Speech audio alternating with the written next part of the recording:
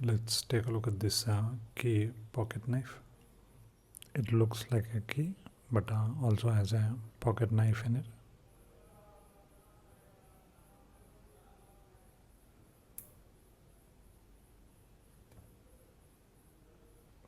Again, that's how it looks when opened. The whole thing is made out of nice metal.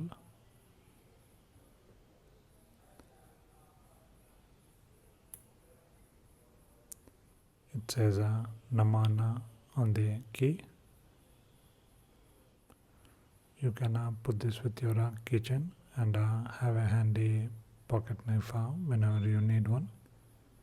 It will blend in with your other keys, and you could easily carry this with you every day.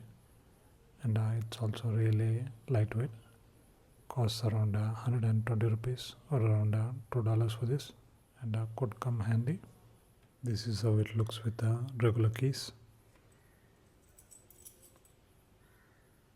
Quite nice. Check it out.